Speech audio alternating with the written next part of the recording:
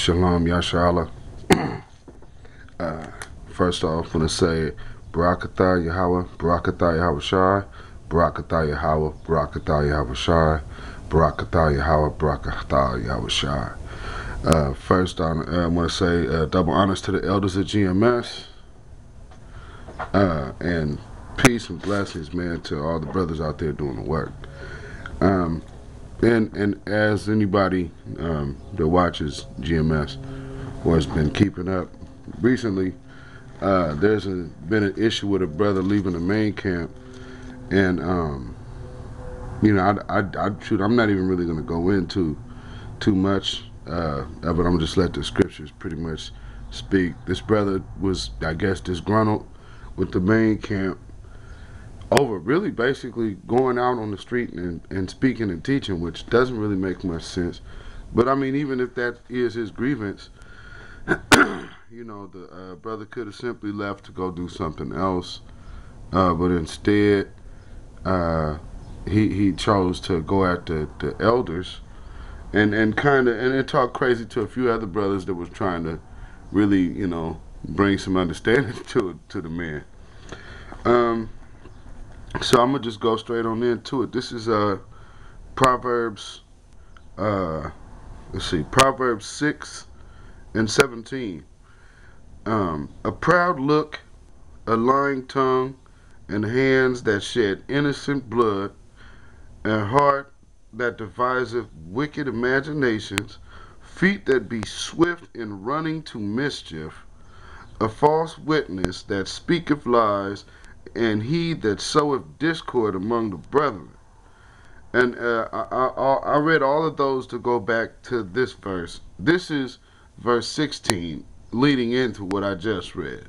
These 6 things doth Yahweh hate. Yeah, 7 are an abomination to him. And basically everything I just read is like, I've watched the video of this brother,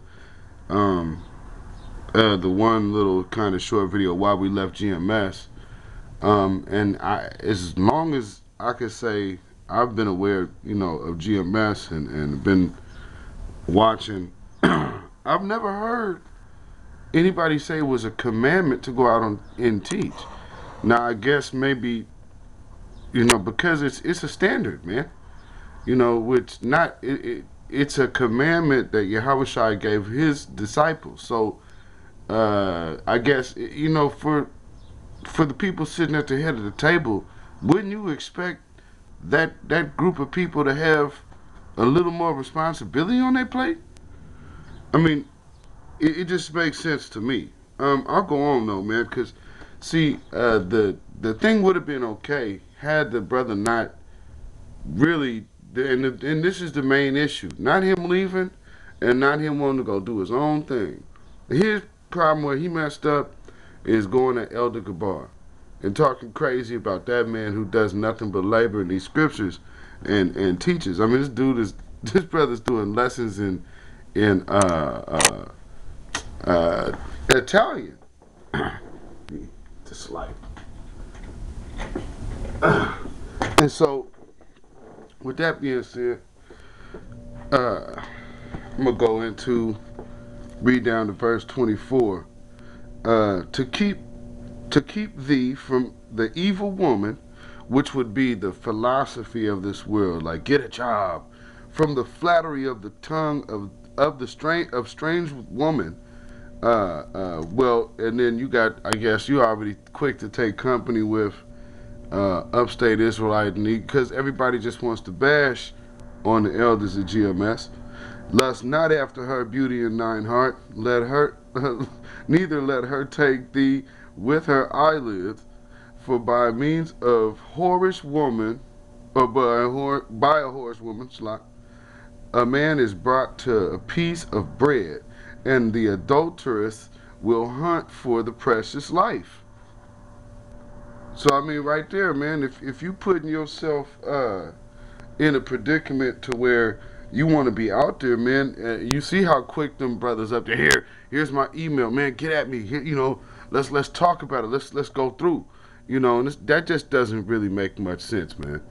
You know, if you were just talking crazy about them a minute ago, why would you think they want all of a sudden talk to you? You know, it's just to get their agenda done because you've already crossed them. So, but if that's where your mind is at, then okay. And again, this is that brother Izar that was with the 34th and 7th camp, GMS down in New York. And I mean, that's just a stain, not just on GMS, man. That's a stain on Israel altogether, man. Um, so let me, this is let's see, Sirach 14:6. There is none worse than he that envieth himself, and this is a recompense of his wickedness. And if he doeth good, he doeth unwillingly, and at the last he will declare his wickedness. The envious man hath a wicked eye. He turn away his face, and despiseth men.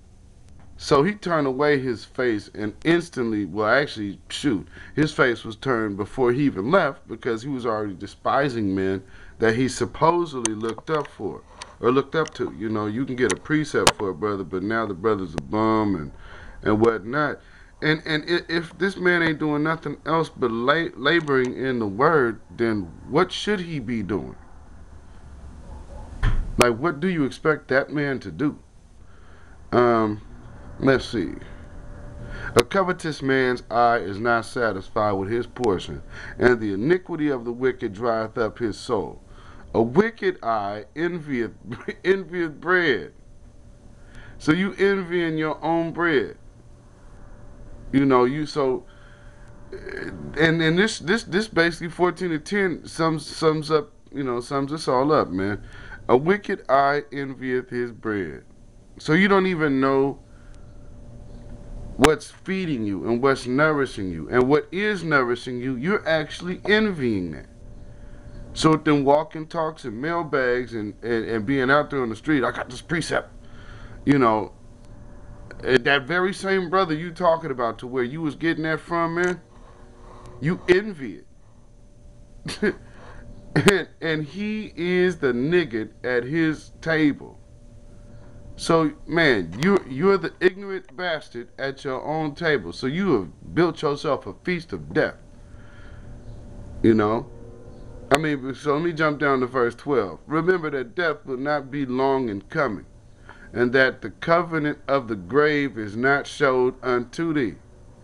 Do good unto thy friend before thou die, and according to thy ability stretch out thy hand and give to him. Defraud not thyself of the good day, and let not the part of the good desire overpass thee. Well, I think that I could wrap that one up. So this is you know, your brother out in Portland, man. Want to say all praises due to Yahweh Ba'Shem Yahweh Shai. Double honors to the elders of GMS. And peace and blessings to all of my fellow Bummerlites who are doing this work and suffer and go through these afflictions proudly for the name and the spirit and the longing for the presence of Yahweh by Hashem Yahweh Shai. Until the next time, y'all. Shalom.